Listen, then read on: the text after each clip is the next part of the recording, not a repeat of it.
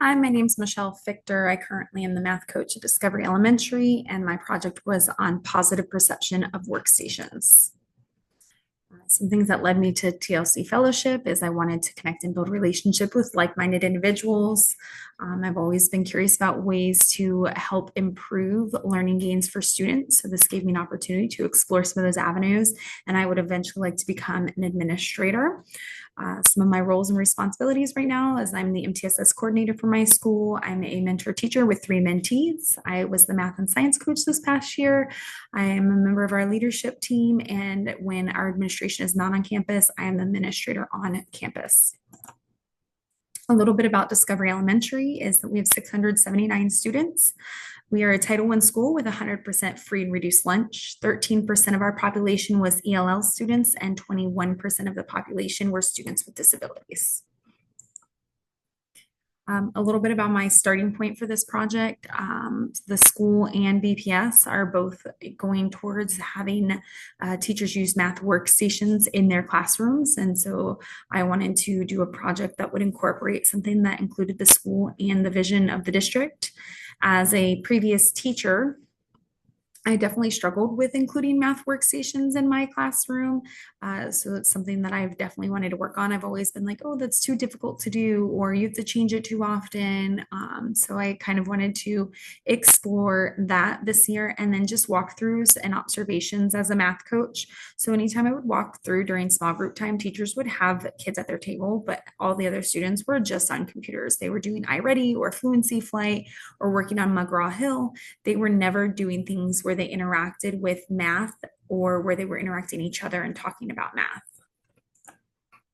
The classroom I selected is a 4th grade general education classroom with 22 students. Of those 22 students, 4 of those students are ESE students and 4 of those students were ELL students. I grouped those students into 6 groups. We originally had 5 groups. However, after the first couple weeks, the teacher of that classroom and I spoke again and decided that we needed to create a 6th group.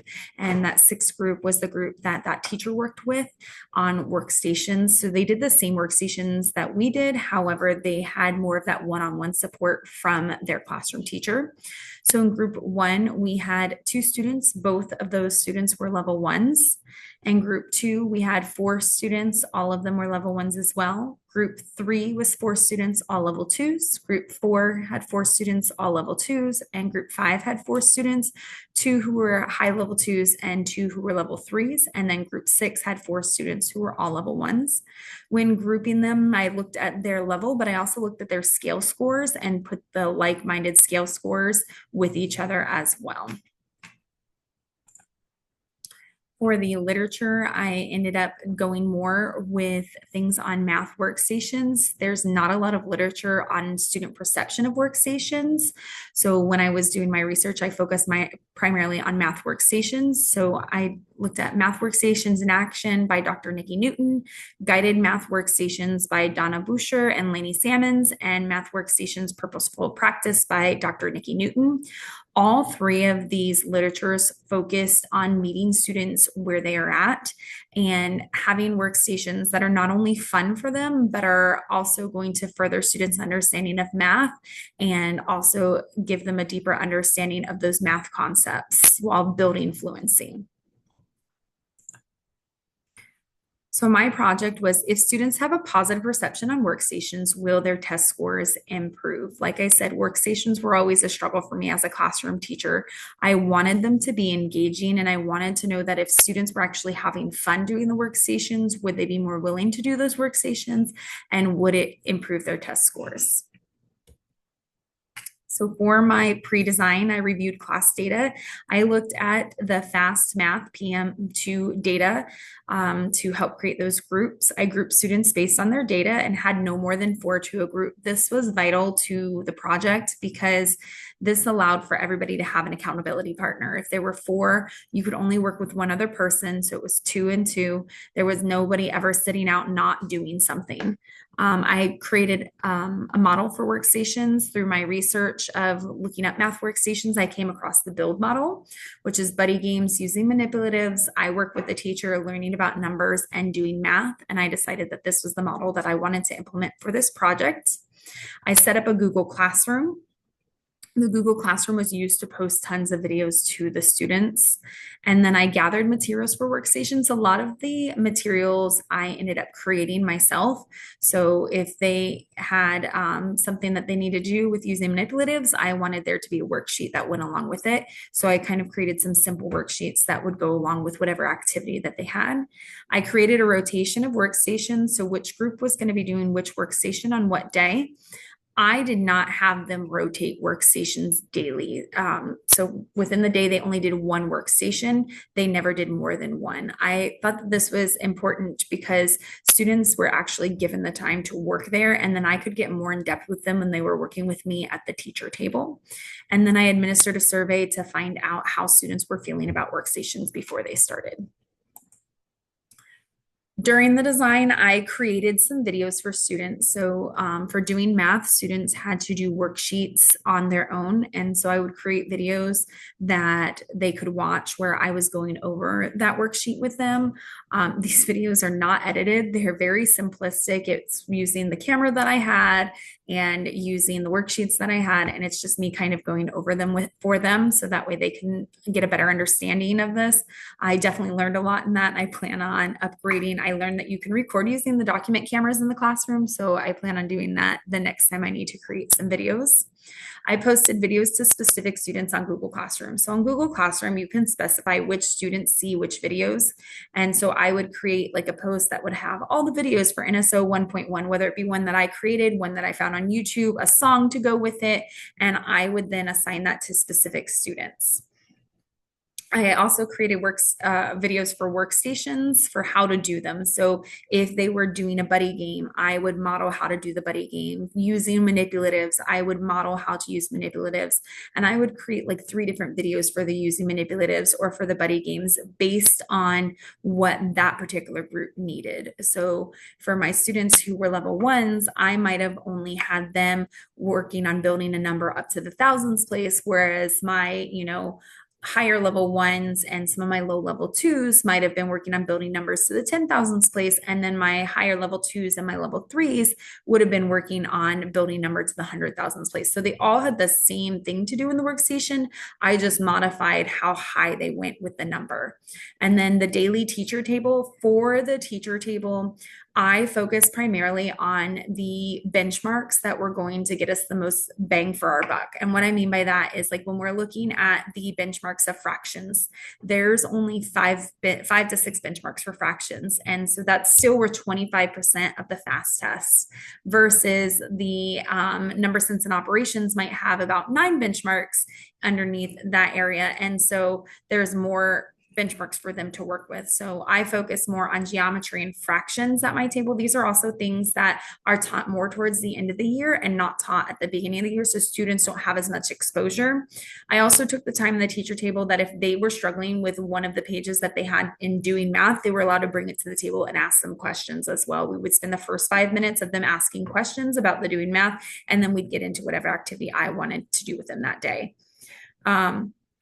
At the end of week 2, we had students check their answers on Google Classroom. So just like when assigning the videos, I was able to assign answer keys to specific students. So a student in group 1 and group 4 might have both been working on NSO 1.1, whereas some other students might have been working on NSO 1.2. So I could then assign just those working on NSO 1.1 their answer key. So that way I'm not giving it away to somebody else who might be working on it later.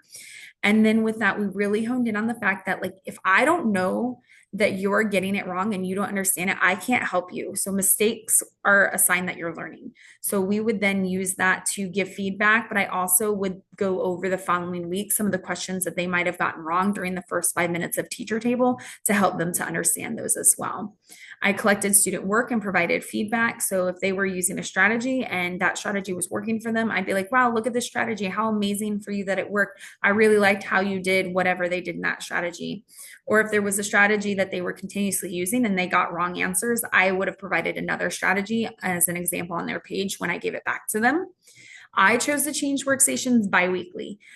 It was doable for me to do it that way. You could do it weekly if you wanted to. You could do it, every 3 weeks, 4 weeks. Biweekly just worked for me. Students at that point had about 40 minutes total, 20 minutes each week to work on each workstation. And that seemed like enough time for them to get the riddles completed and to get the doing math pages completed. And then I administered students a survey and an interview as well at the halfway point, which was March for me, as I started the project in February. I really wish I would have done an interview at the beginning. However, I did not. And so I had to do it towards the middle. And then at the end, we had to conduct final student interviews, final surveys. I compared iReady D2 to D3, FAST PM2 to FAST PM3 comparison, and then I compared students' perception of workstations from the beginning to the end and provided final feedback to the students. The model that I ended up using was the build model, so buddy games where students were able to play a game with one other person. Using manipulatives, this activity has students working with manipulatives, either independently or with a partner. They got to work with a teacher, which was working with me. Learning about numbers, I created riddles for the students to solve using place value. And then doing math, students worked on benchmarks they were previously taught but didn't pass on PM2. These are just some workstations that the students did throughout the time. They were able to work anywhere in the room. Again, the biggest thing here is setting up the expectations for how you want them to work. Here's a comparison of the data from FAST PM2 to FAST PM3, and then you can see their growth as well, along with the iReady D2, iReady D3, and then the growth there.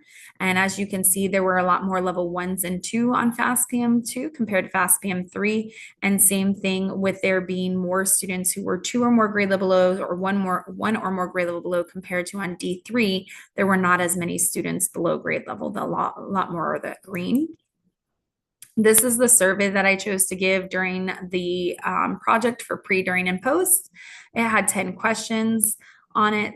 2 of my favorite questions were, how do you like doing math workstations, and how do you feel about the activities in the workstations? I also really like the open-ended questions at the end where they could then provide their feedback to me and write exactly what they liked or what they didn't like about workstations. Here's some pre-survey data here where you can see how students either didn't like something a little, or liked it or loved it at the beginning. This was before we implemented workstations. So primarily students here were just doing iReady Math, Fluency Flight, and working on McGraw-Hill on the computer. So everything they were doing here was computer-based. During, you can start to see their changes from some of them starting to like things more or loving things more. They really like doing buddy games. And at the halfway point, a lot of them didn't like the riddles. I think it's because they were more challenging for them. They had to figure them out and use a lot of place value strategies in order to determine what the number was. And that you'll see here in a minute how that's going to change by the end. And at the end here, you can see most of the students either liked everything or loved it. Very few either didn't like it or liked it a little.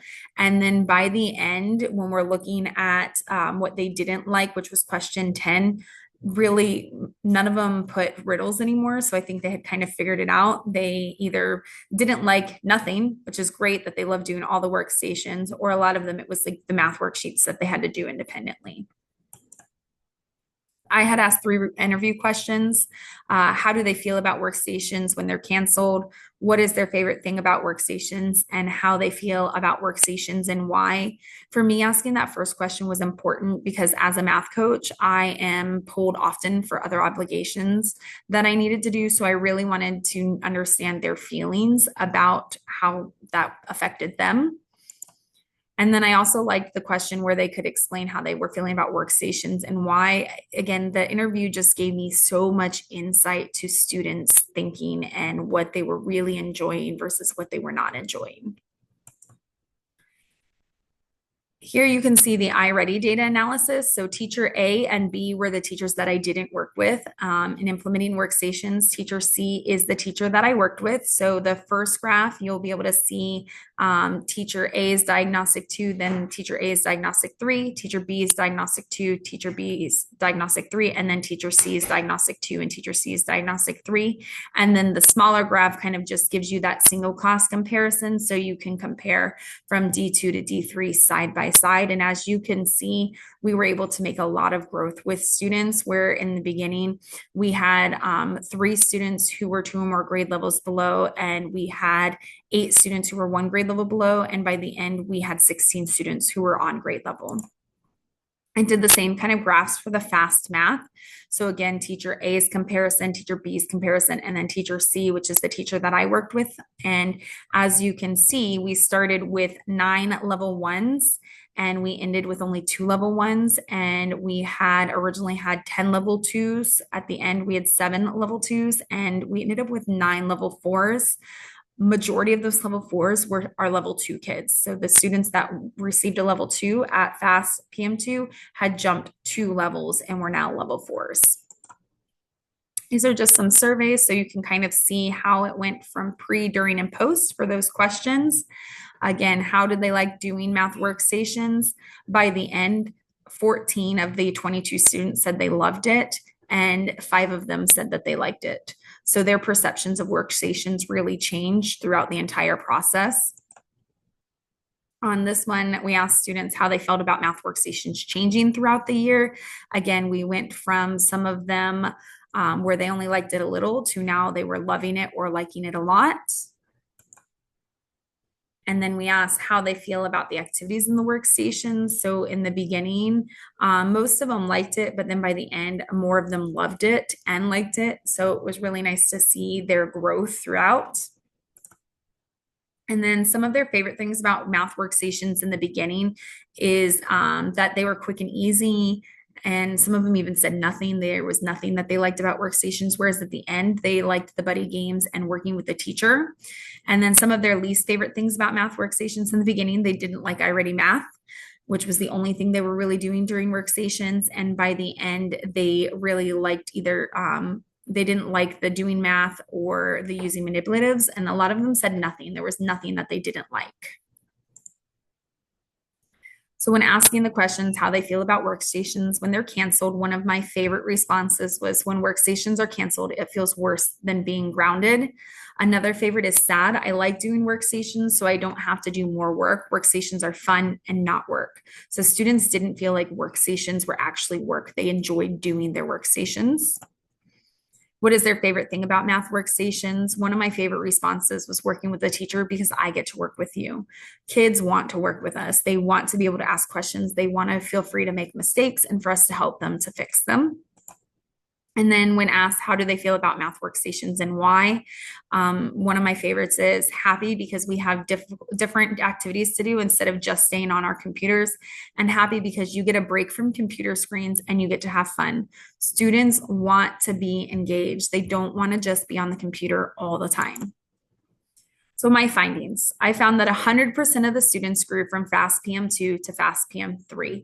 A majority of them grew 10 points or more. Even the students who were still a level 1, both of them grew. One grew 20 points and one grew over 30 points. So while they're still level 1s, they grew within their level and they made huge gains. From at PM2, we started with 8% of the students being proficient. To PM3, we had 57% of our students were proficient. Before the project, only 17% of the students loved doing workstations, and by the end, 61% of the class loved doing workstations and enjoyed what they were doing. So I would say overall that my project was a success. Some of my assumptions I have were with time frame. If I had started early in the year, would we have seen even more growth? Again, those cancellations, I feel like maybe if I didn't have to cancel so much on the same group each week, that group may have seen more growth. Geometry was an area that we still saw had lower data points when we were doing the data analysis at the end. So how could I incorporate geometry more? The accountability for buddy games. There was this one day where they were playing Uno instead of doing their multiplication game that they were supposed to be playing. So I'd like to find some kind of accountability piece that would go along with that. And then the teaching styles, myself and this teacher had very similar teaching styles. So I'm curious to see if incorporating it with another teaching style might work as well.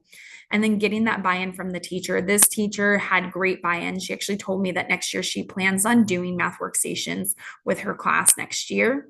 And then the demographics. I again worked at a Title I school this past year, so I'm very curious to see if working with other demographics of students, if we can still get that same growth. Thank you so much for watching my presentation. I just want to say a quick thank you to my TLC Fellowship team, the staff and students, and to the Brevard Schools Foundation for supporting this opportunity.